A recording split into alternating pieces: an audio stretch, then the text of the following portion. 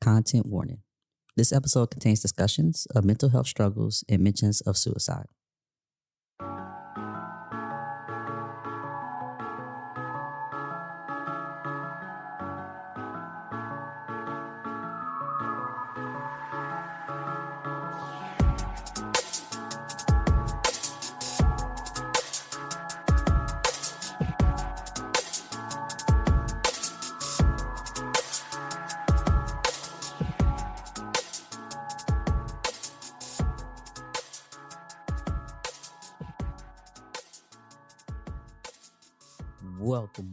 Welcome, everybody back to another episode of the Translation Plan, your go-to podcast for transgender history. I, as always, am your host, Mari, and it is an absolute pleasure to be here with you all on this wonderful Sunday. We are officially in season 9, which I forgot to say for the TDOV episode because I didn't realize that we had technically concluded season 8 with the TDOV episode from last week or 2 weeks ago, technically. So thank you all so much for continuing to support the podcast. I am excited to bring you all another season. I am excited for you all to still be here supporting the podcast on whatever streaming platform that you're currently listening on right now. I can tell you right now because I don't have my analytics up, but I did check it yesterday. I really only checked 2, even though I probably should be checking all of the streaming platforms that I use. But you all are doing a fantastic job on Amazon. Amazon too, but you're doing a fantastic job on Spotify. You're kind of like, I don't know what the word I'm looking for here, but you're doing even amazing on Apple Podcasts too as well.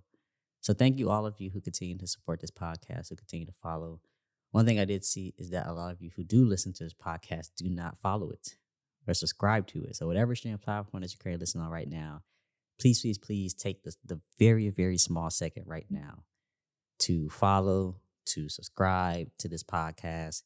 It truly makes a difference when you do, as it relates to me continuing to support this podcast, to get this podcast to run.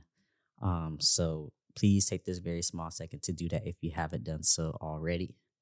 Thank you to the community who continue to support this, whether you're somebody who's a part of it, an ally, etc. It truly means a lot. Currently right now, I have no updates for you all. It's like my pre-show updates before we get into the episode. As I mentioned before, I will be at World Pride DC in June. So if you want to see me, check me out, I'll be there. I will have some goodies to pass out if I do see like stickers and stuff like that. So I'm getting all that ordered right now so I can have it ready for Pride Month. Let's see. Anything else that I'm missing? I think that's really it. As Pride Month obviously approaches, I will be having, some things come around and stuff like that. So I'll keep y'all updated on all of my Pride events that I'll be doing. Like I said, I'll definitely be at World Pride DC this year. So I cannot wait for that. Other than that, I think we are all set. One thing I want to do before I get started and do the official introduction. Today is my mother's birthday. So, Mom, if you are listening to the podcast today, happy birthday.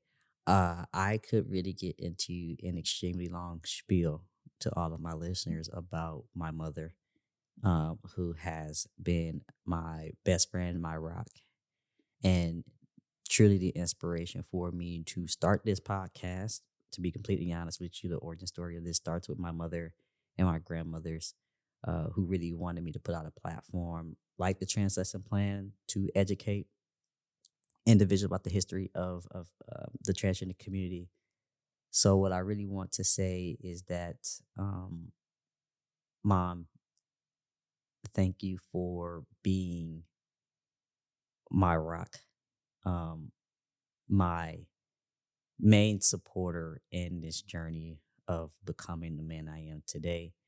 Truly, as you know, if it wasn't really for you being interested in learning about the community and learning about my identity, and learn about what it means to be trans and what that looks like as a parent supporting a trans child, I really wouldn't be probably here today.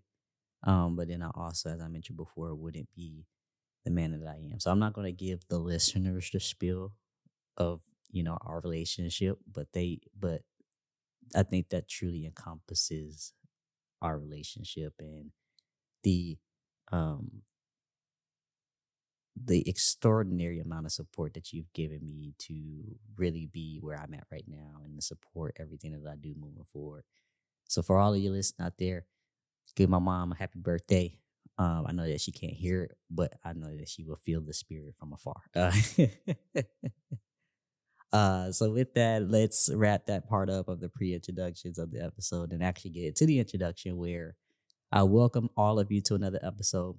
For my brand new listeners here, you're getting an extremely long introduction today, but this podcast is not just about history, but also serves as a platform for education to provide you with some valuable insights into the history and the issues faced by the community. My job here is really to aim to inspire understanding, promote inclusivity, and spark conversations about transgender issues by sharing this expert knowledge and resources for further learning. Each one of our episodes is intentionally designed to be concise yet comprehensive, to give you something to start with, and you can learn more at your own time. So welcome to all my brand new listeners here. If you are a returnee, thank you so much for continuing to support the podcast. As I gave my extremely long spiel earlier, I'm not going to redo the whole thing, but continue to support, continue to share amongst your friends, family members, whoever that may be, and we will keep this ball rolling for another season. So let's get into today's episode. Today, we will be diving into the life and legacy of really a remarkable figure in the transgender community that you may or may not heard of by the name of Loren Cameron. Now, known not only for his captivating photography, but also for his activism, Cameron's contribution really to a portrayal of transgender individuals in the arts have really enriched our understanding of what we know today of gender identity and expression. So let's get started. Loren Rex Cameron was born on March 13th, 1959 in Pasadena, California. His journey really began in a small town, really characterized by what we know as our traditional expectations of gender and sexuality, right? In 1969, following the untimely death of his mother, Loren ended up moving over to Dover, Arkansas, where he faced really a extremely difficult childhood, describing himself as, I'm sure most of us, if you have transitioned primarily more to female to male, as a proclaimed tomboy, right? Even for myself, growing up, I listed myself as a tomboy. And as you'll be able to see in some of my pictures and stuff, if you ever do as a child, it makes a lot of sense. So Loren's early years were really marked by exploration, really, and an estrangement from what we know as our societal norms. So by the age of 16, he identified as a lesbian, a decision really that earned him opposition in the small, often conservative community where he actually lived. Now, in response to the homophobia that he ended up encountering, he quit school, left the family home, and began really working various different jobs around, like the blue collar jobs that we know of, and one of those being construction. Now, this period of his life was crucial, really, as he began to question his identity further, really trying to seek a place where he could actually belong. So in 1979, Loren ended up finding himself in San Francisco Bay Area, which was a melting pot at this time of diversity and acceptance of the community. And here he initially aligned himself within the lesbian community, but as time progressed, he began to grapple really his dissatisfaction regarding his body. So for me, it kind of, like, Lauren's story really aligns with mine as well. Now, I didn't come out as a lesbian at 16. I came out really as a lesbian when I was about 18. But me moving from Cleveland, Ohio to Atlanta, Georgia, which is also similar to San Francisco, a melting pot of diversity and acceptance.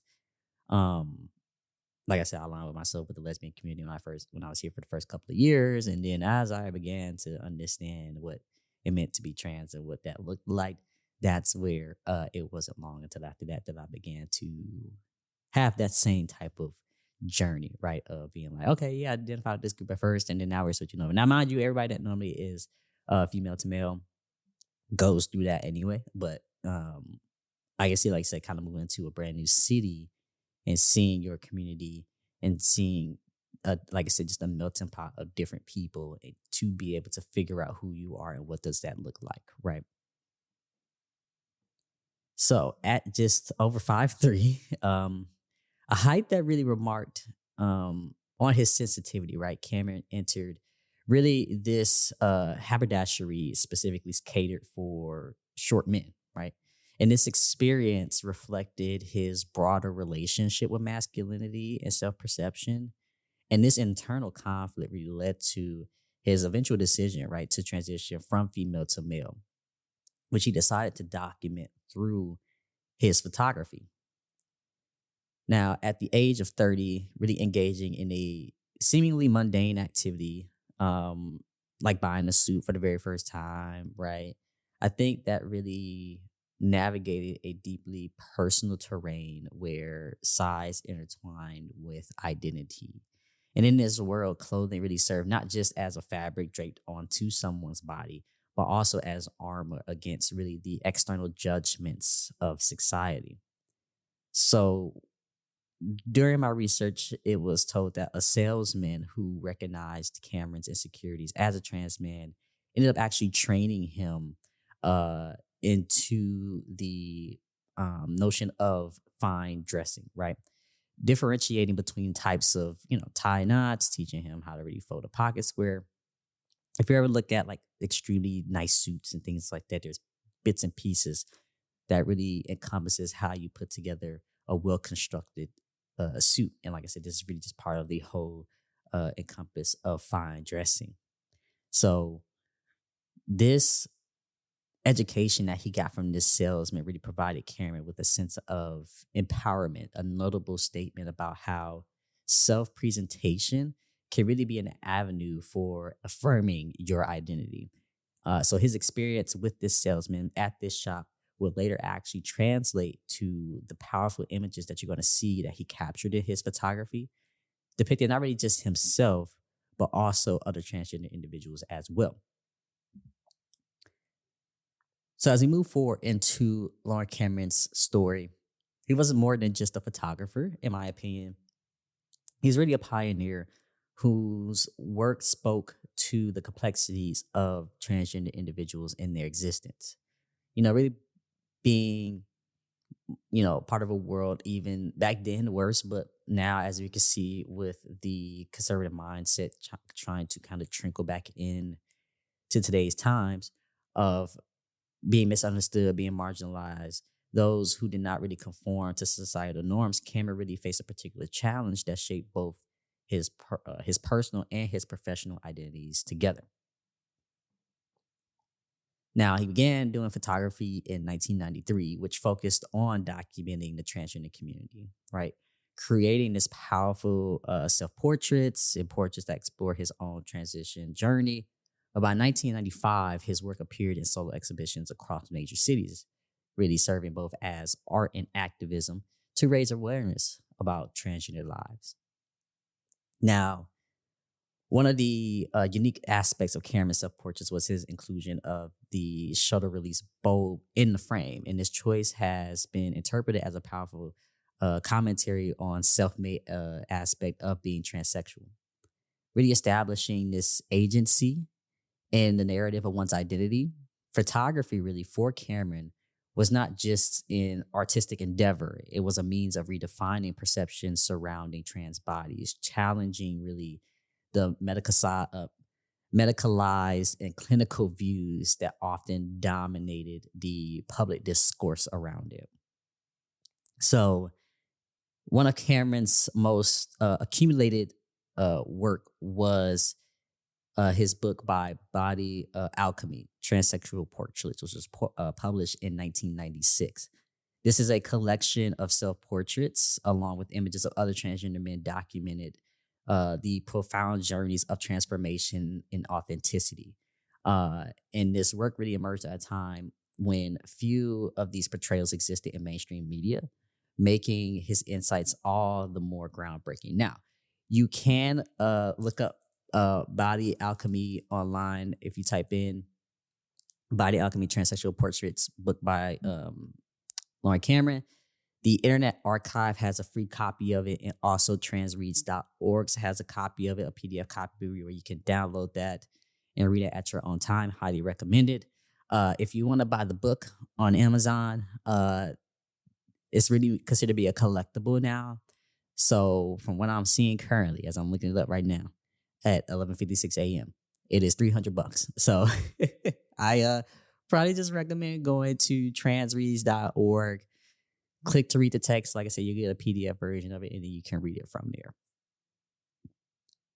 So to continue, where am I? I'm lost on my screen. Oh, here we go. His photographs really captured not only really the physicality of being transgender, but also the emotional and psychological transformations that accompany with this type of journey. So whether he was photographing himself in a tailored suit or using, everyday objects like the carnation roses that you see every blue moon, he challenged really the traditional gender representations while adding really touches of humanity and humor to his work. So the careful and sensitive construction of his photographic subjects emphasize really the richness of their experiences, challenging the traditional representations of what we know as masculinity and femininity. Now, Cameron's life, like many of those within the transgender community, was not devoid of struggles. He faced really the ongoing battle against societal prejudice and internalized expectations. So tragically, years later, Loren ended up, passing away by way of suicide on November 18th of 2022 at the age of 63 when he was in California. And it is noteworthy that his death really wasn't reported publicly until February of 2023. So it's been an entire year really later when it was actually officially disclosed. Now, there have been reports during the research that his health was deteriorating due to a medical issue. And because of that, I think it was a lot of internalized depression. Not really internalized, depression from the front end, but also, like I said, just really realizing that he didn't have much longer due to the health issue that was reported. So he began to withdraw from his family and friends during really his final years of being here on Earth. So despite really his remarkable legacy, one thing I really want to reflect here is that it's a continued urgent necessity to recognize mental health as a paramount concern, especially highlighting the intersections of health, identity, and community. As we reflect really on Cameron's life, having those systematic barriers that persist that really push onto societal stigmas surrounding mental health and trans identity, his experience should draw the attention to the importance of empathy, support systems, and genuine representation in various spheres of life, like I said, whether that's media, healthcare, and personal communities. So really, really, really have conversations with those that you're very close to. Do your best to provide support in whatever way that may be, whether it's an external resource, where there's something that you know that you have the capacity to support someone to as well. Because a lot of times we think we have the capacity to support our friends, our family members, and sometimes we don't because we have our own problems, we have our own issues. So do what you can to provide support in any way, shape, or form. Like I said, whether you know it yourself or whether you have the capacity to do so. I recommend obviously just doing a therapist, but I understand that therapy is not free. I understand that therapy is expensive. So whatever way that we can provide this support to those that we are very close to will also be very helpful. So I want to kind of just throw that piece out there because I think it's absolutely important to note that. Um, so to continue, while Loren Cameron may no longer be with us, the influence that he wielded is undeniable. Um, Starting with his photographs, right, continuing to inspire really a new generation of artists and activists who seek to capture really the nuances of gender identity and bodily autonomy.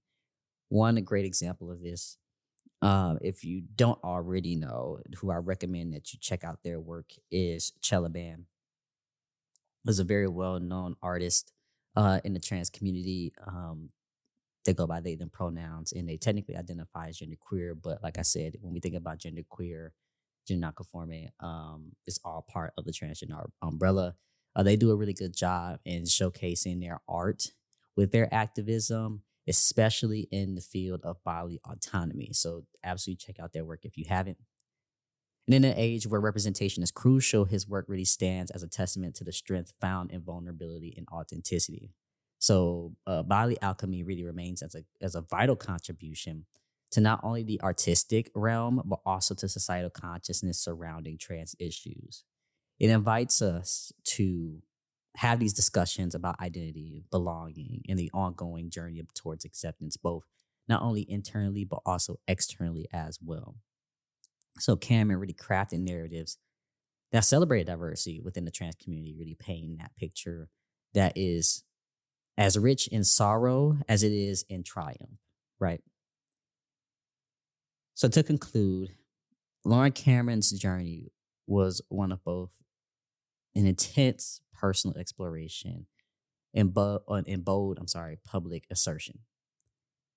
His life and work serves as a crucial reminder of the complexities of gender identity and the beauty that's found in self acceptance. So, as we honor Cameron today, obviously, by talking about this episode, I want us to recognize, like I said, the ongoing struggles faced by transgender individuals and the commitment ourselves to foster inclusive spaces that celebrate all forms of identity. So if you found this episode meaningful, I highly encourage you to explore Cameron's work. As I mentioned before, you can go on TransRead and the Internet Archive has a copy of the Bodily Alchemy available to you, and share it within your networks. I think it is vital to continue the conversations about representation regarding have the conversations about representation, discussions of continuous mental health and the resilience that the LGBTQ plus community as a whole should have. Um, so with that, thank you for joining me in the remembrance of Loren Cameron to discuss his story. Like I said, a true visionary whose impact will resonate through art and advocacy for continuous years to come. As we conclude, if you want to follow the podcast, you can follow us at the Trans Lesson Plan on Instagram and Twitter. The social media piece is getting finalized. And like I said, having somebody do that for me on a consistent basis so that we can continue to get this out there. So stay tuned for that. If you want to follow me, the host Mar, you can follow me at mariiiwrld. That's MAR3ISWRLD. Please, please, please. Two things. If you haven't subscribed and followed the podcast, like I said, whatever streaming platform you're on now, please do that now that you hit the end of this episode. But also, too, please share this podcast as much as you can. Well, like I said, this is in school, community meetups, et cetera, et cetera. Please share the podcast. It means a lot to get this message out, to get these episodes out to all of those who may be interested in learning more about transgender history at just a listen and a click of a button. We have a brand new episode for season 9 coming next week, of course. Let me see. Am I missing anything else for you all? I think not. I think we're all good here. If I have anything, I will let you all know. But thank you all so much for listening to today's episode. Again, it means a lot that you all continue to stick around and support the podcast. And I hope that you all will continue to do so with years to come.